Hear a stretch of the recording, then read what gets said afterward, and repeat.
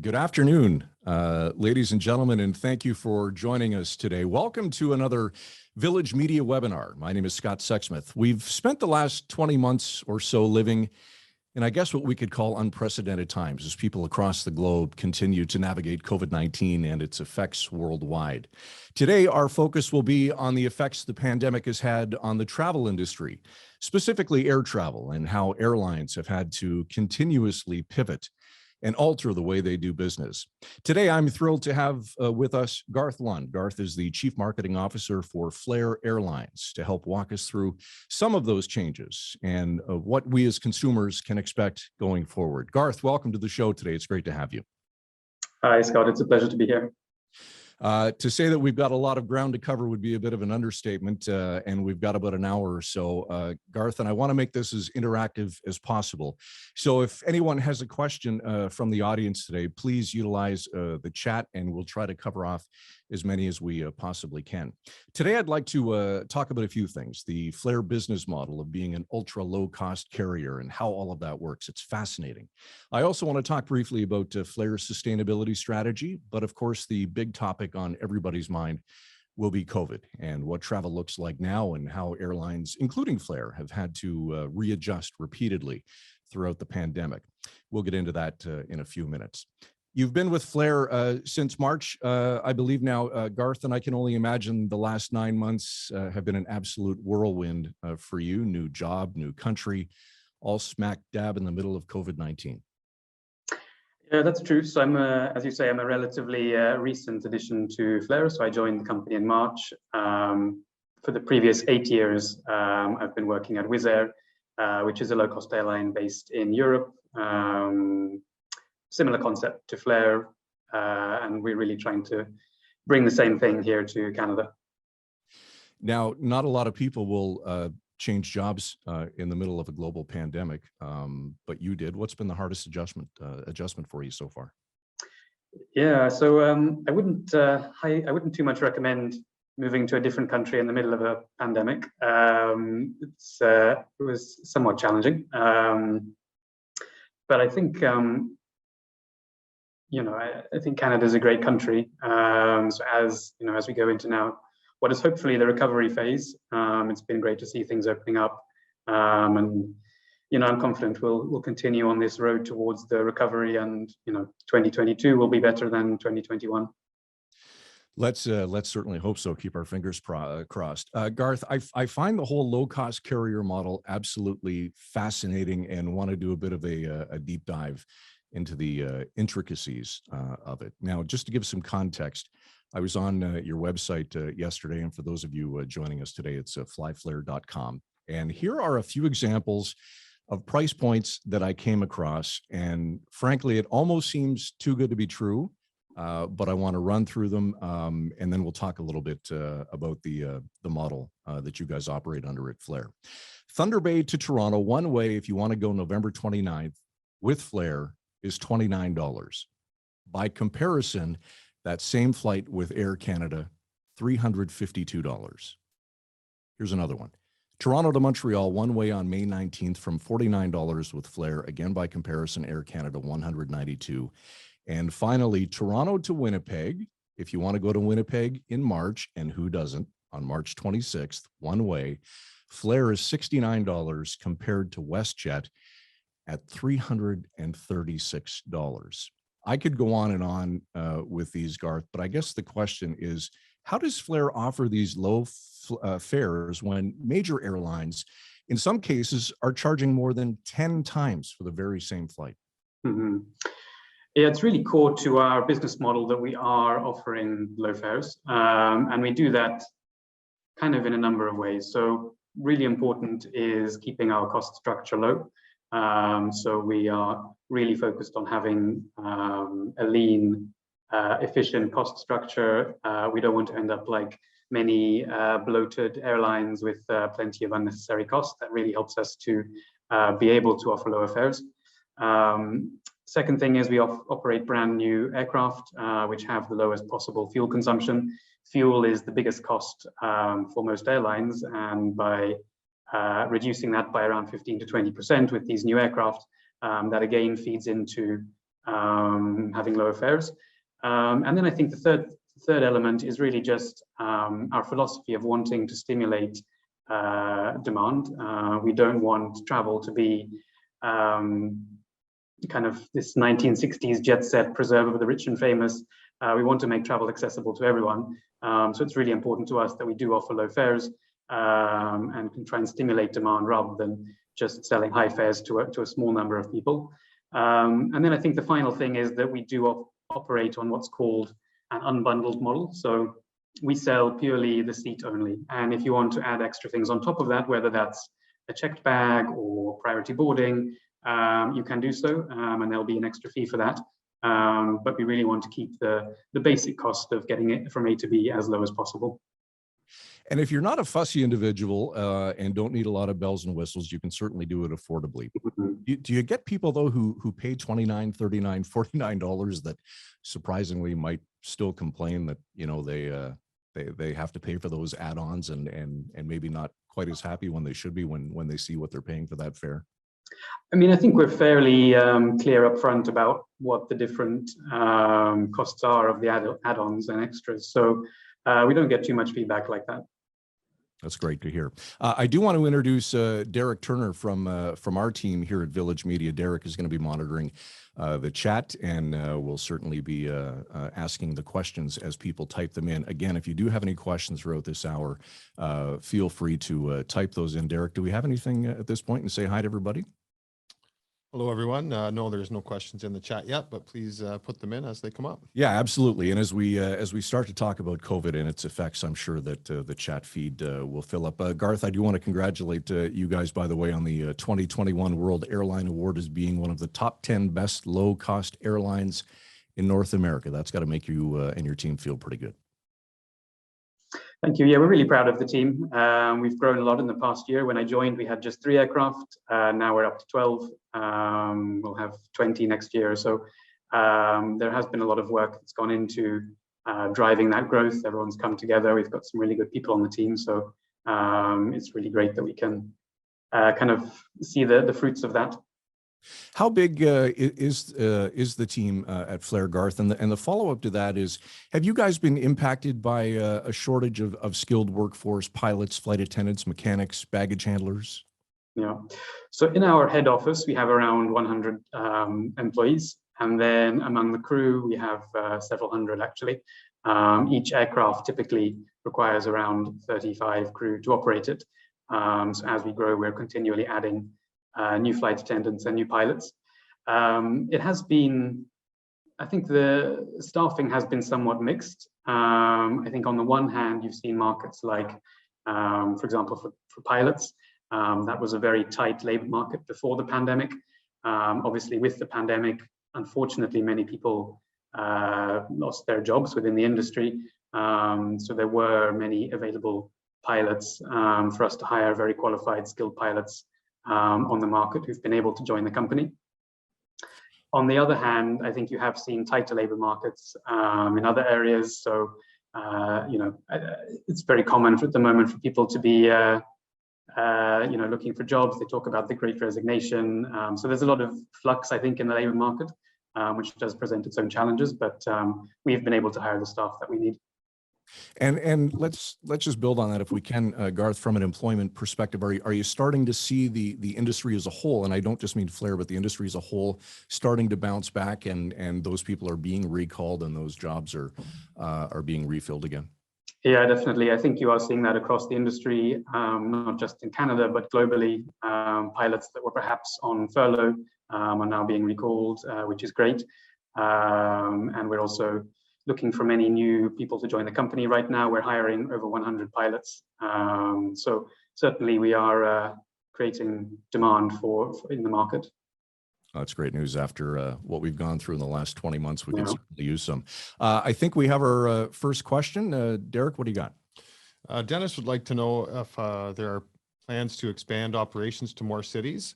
And more specifically, Monica would like to know if you'd be flying out of Sudbury to other northern locations such as Thunder Bay, Sault Ste. Marie, etc.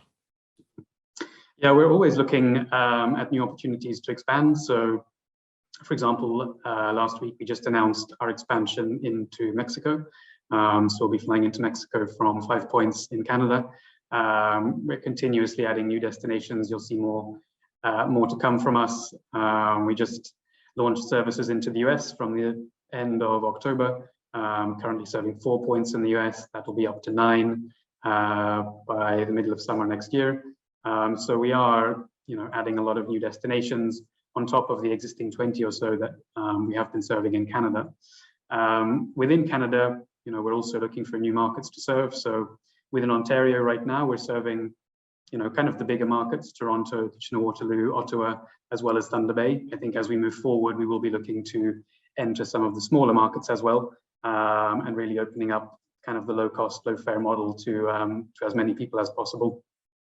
And I think by my count, Garth, you're out of about 30 different markets, and the addition of those markets, those getaway markets, Cancun, Los Angeles, Palm Springs, Phoenix, certainly some great options for people who spend 6 months of the year freezing and want to get away. You guys are providing some great options for us.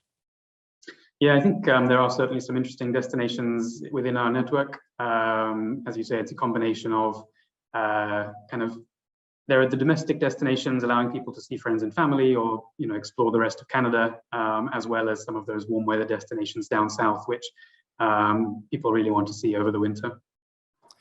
Let's just change gears here for a second, Garth, if we can. As the world continues to focus on climate change, certainly where fossil fuels and emissions are concerned, it's no secret that airlines are large carbon emitters.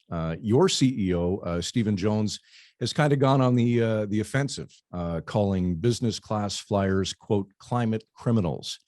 Can you talk about that a little bit for us, and what Flair is doing from a strategic sustainability perspective? Yeah, sustainability is really crucial. I think especially as we come out of pandemic, this is really going to be front and center for a lot of people. At Flair, this is also very important for us, and we look at it, I think, in several ways. So the number one most important element for us is operating really carbon efficient aircraft. So as I mentioned, we are flying a fleet of brand new 737s. These generate around 15 to 20% less carbon emissions than the previous generation of aircraft. So just the aircraft itself is really important in helping to reduce the carbon footprint of anyone who is flying, of Flair and anyone who's flying with us. At the same time, we are looking to fill our aircraft. So flying around with half-empty aircraft is not very helpful from a carbon perspective. So when the aircraft is flying, making sure that it has a decent number of passengers on board is also really important for reducing the carbon footprint of flight. I know you guys are flying the 737 series. If you start getting into some short haul trips, will you look at smaller planes to try and address that from a capacity and emission standpoint? No, we're really focused on flying with a single type of aircraft.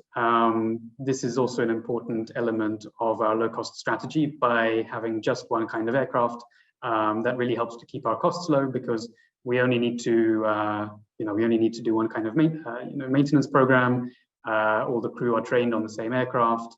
There are a lot of efficiencies which come with just operating a single type, and I think you see that from most low-cost airlines around the globe, that they are operating a single fleet, and this is really a key foundation of the low-fare, low-cost business model. Perfect. We're speaking with Garth Lund, the Chief Marketing Officer at Flair Airlines. And I do want to point out, and many of you may know this, but for those of you who don't, at the end of this webinar, we will be offering a discount code that you'll get to take advantage of through Flair Airlines. So that's exciting stuff. Derek, let's go to the chat for another question. Deborah would like to know, what is the policy on flights that remain unfilled? Do you cancel such flights as a cost-saving measure? No, we're committed to operating the schedule that we have on sale. So we don't look to cancel flights which have low demand. You might see some optimization of the network further out. So let's say 6 months out or 9 months out, we might still be adding certain flights or redeploying certain capacity. But once you're closer into the departure, we're committed to flying, to operating the flight. Okay, I don't want to put you on the spot, but I've been dying to ask this question, and I've seen it happen in airports. So forgive me for doing this. How many times have anybody who's been in an airport on this webinar and they've heard somebody at the counter say, "We're still looking for a flight crew"? How does that possibly happen that there isn't a flight crew booked to fly a plane? Well, it shouldn't happen. I think that's the short answer. Of course, there might be some operational disruption, which maybe means, I don't know, a crew is out of position. Perhaps there was a storm and they were not able to get into the airport the previous day, something like that. But in general, that's not something which should happen. I figured there was a logical explanation. Okay, I think it's safe to say that COVID has changed the way that we travel, certainly in the short term. And some might argue these changes will just be what we call the new normal. There's a ton to unpack here, Garth. So maybe let me start by asking kind of an overarching question that I'm sure will lead to lots of other questions from the audience. And again, for those of you in attendance, feel free to use the chat and we'll surface as many as we can.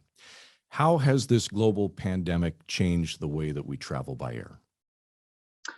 Yeah, I think it has certainly changed things. I think we will see some normalization going forward, but things like needing in Canada to produce the proof of your vaccine, I think that's going to be around for the foreseeable future. So that does create a little bit more of an administrative burden, both for the customer as well for the airline. But I think, as far as this gives people more confidence to get traveling again, to get back up in the air, I think that's kind of a necessary or worthwhile price to pay. So there is a little bit more, I think, paperwork than for travel than before the pandemic. But beyond that, I think we are starting to see things normalize. And aside from having to produce a few extra documents, travel should look relatively similar to how it did as we come out of the pandemic. I think there is an increased focus on health and cleaning regimes, and I think you see that across the industry, not just from airlines, but from kind of the whole customer journey within travel. So you see it from hotels as well. I think that will continue to be important as we come out of the pandemic and want to give people the right level of confidence to get traveling again. So just getting a little bit granular in terms of things like, airport arrival time and the security screening process, has that dramatically changed, and what can you tell us about that? Yeah, I think you have seen in some airports some longer security lines, unfortunately. I think, the whole ecosystem that goes around aviation is not something which can be kind of turned off and turned back on. So once many people were furloughed from, let's say, from the airport infrastructure, once you want them to come back online, they need to be trained. That's not something which happens overnight. So I think there was a little bit of delay in getting people back in working in airports again. And I think also just particularly going into July and August, kind of the pent-up demand, which we saw coming through, and I think many airports saw coming through, was not necessarily expected by everyone. So there was kind of more demand than people to handle that demand in terms of staffing at some airports. I think the industry is working through some of those issues as we go through the winter, and should be relatively back to normal, I think, over the coming months. Great. Again, questions more than welcome in the chat for Garth. Garth, can you tell us about the cleaning process in flight once a plane lands at its destination? Everyone has deplaned. How has that changed, and what does that look like, and how much longer now does that take for the staff? Yeah, so this is a really a crucial part of, I think, giving people confidence to get traveling again. So I think Flair, as well as all airlines, have stepped up their cleaning regimes of the aircraft. So really making sure to disinfect all the high-touch surfaces, making sure the aircraft are getting that deep clean and disinfection. That's really important. And I think the other crucial thing to add here is that all our aircraft and in fact, all modern aircraft are fitted with hospital-grade HEPA filters to really make sure that the air is really as clean as possible in flight. So the air is filtered every 90 seconds or 2 minutes, something like that. So the airflow within the aircraft is quite minimal actually, and it's refreshed constantly. Yeah, it's actually a great point. I was reading a recent National Geographic article that kind of broke down the air circulation on an aircraft, and it's fascinating. And if I understand it correctly, it operates similar to that of operating rooms in hospitals with minimal crossover of air streams. So air is pumped and pushed down from the ceiling, and then it's kind of sucked out below window seats. And this is done, if I recall, at a speed of about a yard per second. And those HEPA filters that you mentioned that are used on board kind of block and capture almost 100% of airborne particles that are 0.3 microns in size, effectively removing the vast majority of particles from the air. So the process of that air filtration is fascinating. Yeah, as you say, it's similar to what you see in hospitals. So it's a really high-grade, effective form of filtration.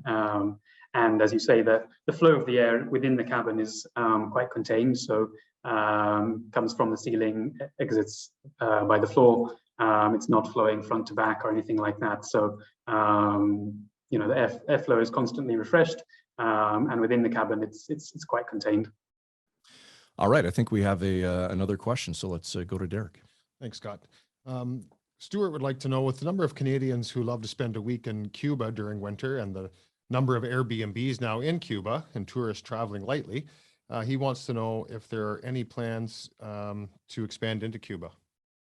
Yeah, so we're always looking at new opportunities. I don't think it's something you'll see for this winter, but for the next winter, of winter 2022, we are at the moment evaluating more options, and I think you will see us entering into the Caribbean. I think it is an important market that Canadians really want to see served. And it's kind of the natural next step for us now that we've launched service into the US. We'll be launching service into Mexico, and I think the next step after that is really the Caribbean.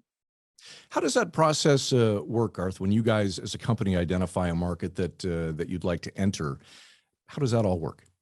Yeah, so we put a lot of analysis into this process. So we look at a number of factors. We look at where people are already traveling. So you know, somewhere like Mexico, already there are high volumes of traffic into somewhere like Cancun. So we know that there is kind of a proven market, that's somewhere people know they want to travel to, and we can enter that kind of market and really complement the existing service by offering our own low fare product, making that kind of a market which already exists accessible to more people with our lower price points. On top of markets which are already established, you know, we're also looking to go into markets which maybe are less known, and we can help to stimulate demand for that market just by the virtue of operating non-stop flights. So I think an example of that would be something like Nashville or Denver in the US.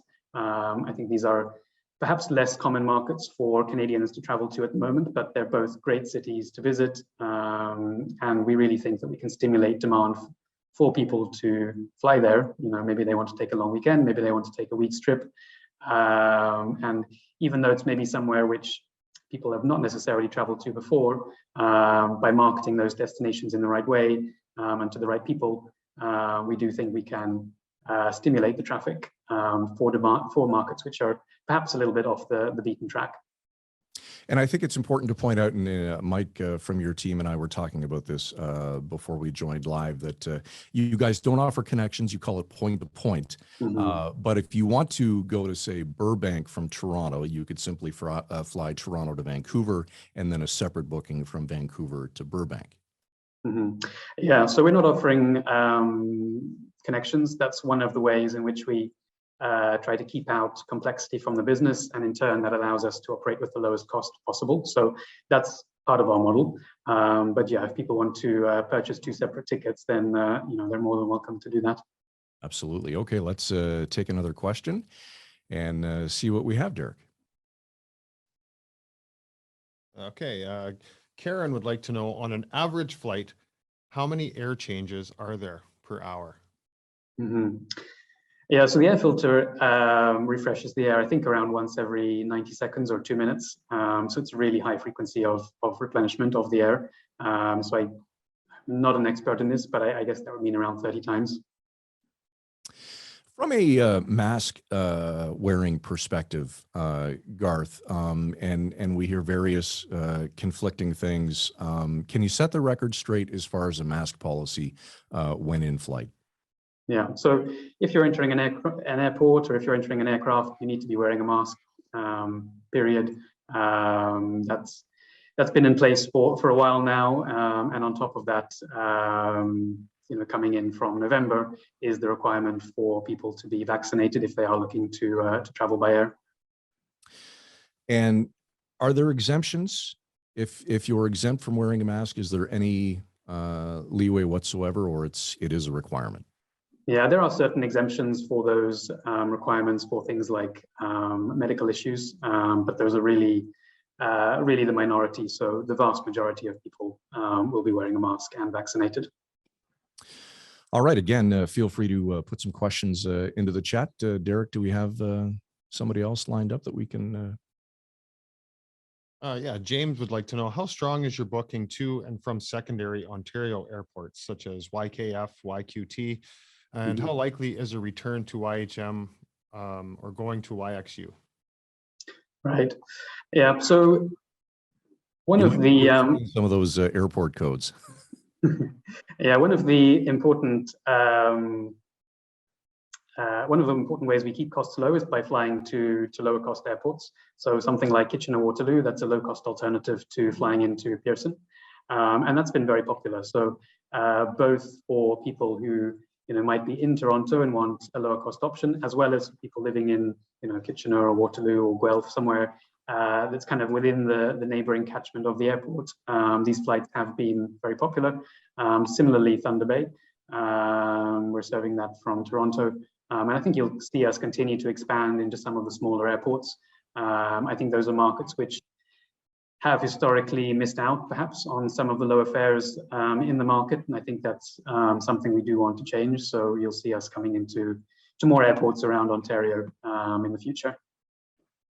What would you say, Garth, is your best market right now? Yeah, we've got a number of strong performing markets. So I think as we go into the winter now, we are starting to see a lot of demand for people to travel down south. So whether that's into somewhere like Florida or Phoenix, Arizona, there is a lot of pent up demand. I think because people did miss that warm weather last winter because travel was not really possible at that time. So we're seeing a lot of demand to travel down south. I think we're also seeing a lot of demand for people to travel across Canada. So, maybe from Toronto or from Kitchener-Waterloo over to somewhere like Vancouver. That's been really popular. One thing I've heard a lot coming to Canada is that, for many people, it's been cheaper to fly to Europe than it was to travel around Canada. So I think being able to open up those transcontinental services for people who've maybe traveled to Europe, but they've never traveled out to the West Coast.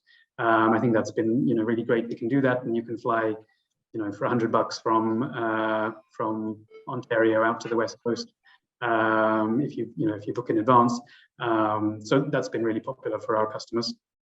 And that's obviously a competition issue because it just, you're right, doesn't make sense that you can fly to Europe a lot more affordably than you can fly within Canada. Is it strictly competition or lack of it? Yeah, I think that's been the problem within Canada for quite some time, that there just has not been enough competition. You have two strong players. These days, that's WestJet and Air Canada. Maybe 30 years ago, that was Air Canada and Canadian. But I think always you've had kind of this two-player market, which probably was not enough competition to stimulate fares at kind of the really price-sensitive end of things, and that's certainly something we want to change. So you are seeing Flair and perhaps some other airlines actually starting up now, seeing that opportunity, that really there isn't really an airline which is catering to people who maybe are more price sensitive. They're looking for affordable deals, and although that's something which is very common in Europe, it's common in the US. The lack of competition in Canada has just meant that has not existed here before. Let's go to the chat for another question. Thanks. David wants to know if there is a price advantage for people to wait until closer to the flight date to book, or are you better to book as soon as possible, regardless of when you are planning to fly? Yeah, I'd say it's rather, yeah, I think it's the second one. So typically if you book in advance, you'll get a better deal than if you're looking to book 1 or 2 days in advance. So if you are looking to find the cheapest price, then probably the best thing to do is book around, at least 2 or 3 months ahead of the departure. Garth, if we can just talk about some of those winter destinations for a minute, and they certainly look appealing as winter starts to set in most parts across Canada. Is there any talk about joining with a tour company and all of a sudden creating a vacation package that Flair is a part of? And maybe you guys have already had those discussions. Yeah, I would say we're more focused on kind of the seat-only market. So people who are looking to buy a flight and then find their own accommodation, whether that's Airbnb or through Booking.com, wherever it might be. So we are focused on just providing the flights. I think that's kind of been the trend within the industry, particularly with the rise of things like Airbnb. People are moving away from that traditional package.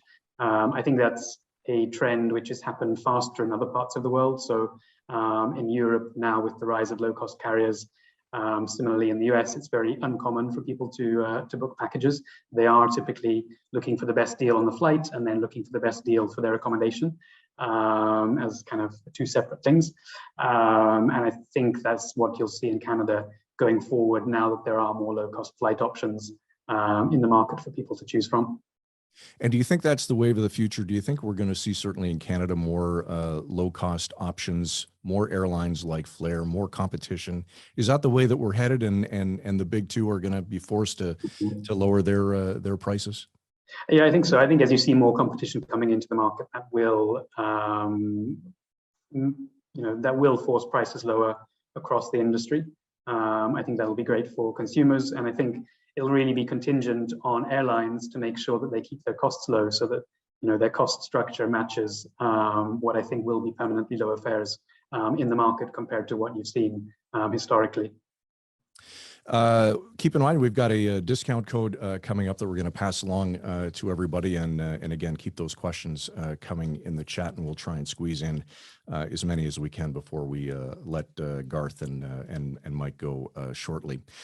Garth, as far as rapid tests concerned, there's so much talk about what you're required to do when you land, when you re-enter. Can you kind of settle everybody down here and kind of walk us through what the actual requirement is from a testing perspective, so that any of us planning on getting on a plane shortly knows exactly what the expectation is? Yeah. So if you're flying domestically within Canada, you'll need to be wearing a mask, and from November 30th, you'll also need to be vaccinated. There was this 1 month grace period until November 30th, where there was an option of having a test instead of the vaccination. But after November 30th, I think the rule will be very clear. You will need to be vaccinated. So that's what's required for domestic travel. If you're looking to fly into the US, then there is a testing requirement as well. So you'll need to be vaccinated, and as well as that, you'll need to do a test before your arrival into the US. Typically on the southbound sector into the US, that'll be an antigen test. Then when you come back up into Canada, again, there is a testing requirement, and that'll typically need to be a PCR test, which is provided for your re-entry into Canada. When you see everything that we've gone through in the last 20 months and what travel looks like today compared to that time ago, do you think things will change? Will it get better, or is this kind of the new normal? Will we always wear masks on airplanes? I mean, just today there's a report that there's a new variant coming out of South Africa. What are your thoughts on that? Yeah, I mean, obviously we have limited visibility, but I think my thoughts would be that at least for the foreseeable future, probably the next 1 to 2 years, you will need to be wearing a mask on board. Probably the vaccine requirement will stay during that period as we look to bring the pandemic under control and get back to normal. I think perhaps some of the testing requirements may change as we go forward. Perhaps, replacing the PCR test requirement with a rapid test requirement. So there may be some changes like that which come, but and already from the end of this month, if you've traveled outside the country for less than 72 hours, you won't need to produce the PCR test on your return. So I think there might be some changes to the testing regime, but I think the mask requirements and the vaccinations probably are here to stay for at least for the next year or two. I can't imagine the increased cost, not only in your industry, but any industry for that matter, from a sanitizing perspective. Yet you guys have been able to keep your fares in check, and I think that's certainly a credit to you and everybody at Flair. Yeah, I mean the cleaning costs. That's I think going forward, that's almost just a cost of doing business now. I think that's going to be the way it is for the foreseeable future. And it's really core to our model that we keep the fares low. If we don't keep them low, then there's really no reason for Flair to exist. So that's the core part of our proposition to the customer. All right, as we wind down our time here with Garth, let's get another question in, Derek. Thanks, Scott. Do baggage costs and allowances vary depending on the length of the flight? Yeah, so we do.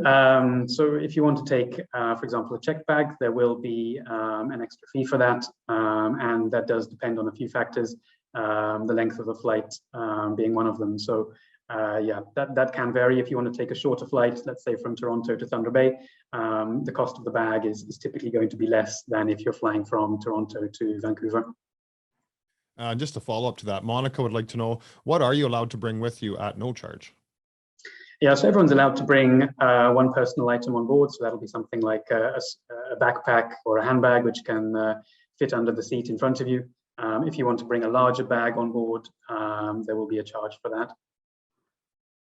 Okay, I want to get to this promo code because I know people are on their lunch hours and I've seen a couple drop off, so I don't want people to miss out on this. So grab a pen, pencil, pad of paper. We'll certainly email this out to you as well, but just in case, the promo code, and this is all caps one word, is Village15, VILLAGE15. That's Village15, and that promo code gets you 15% off base fares on all flights, domestic and international. Here's the fine print. Must book by December 31st, 2021. Must fly by May 31st, 2022. And of course, there's just a small blackout window, December 15th of this year until January 7th of 2022. So again, it's Village15, VILLAGE15, and that'll get you 15% off base fares on all flights, domestic and international. And I'll tell you a story. We punched this code in, and one of our coworkers in one of our markets was looking to fly to Halifax from Kitchener-Waterloo. And if I'm not mistaken, I believe the cost was for a one-way ticket, $34. How can you go wrong with that? It's incredible. And you're still making money at $34, Garth. That's terrific. Derek, any other questions? No other questions, but in the chat, if everyone can see, Mike from Flair has posted a link to baggage fees if everyone wanted to check that out. All right, that's terrific. If there are no other questions, I'll happily give people some time back today. Garth, this has been an incredibly informative session. You've taught us all so much about the Flair business model and how passengers can fly much more affordably than we ever thought possible, but equally, and if not more so important, how we as air travelers can navigate flying in this new world that we've found ourselves in. So thank you for that. And certainly thank you to all of you who took the time out of your busy schedules to join us today. We appreciate your time and support. Remember that discount code once again is Village15, that's Village15, and you can use it at flyflair.com. Thanks again, Garth. Stay safe to you and your team. We appreciate you doing this. Thanks for having me, Scott, and thanks to everyone for listening. All right. Take care. Thank you. Thanks again, everybody. For Village Media, I'm Scott Sexsmith. Thanks for watching.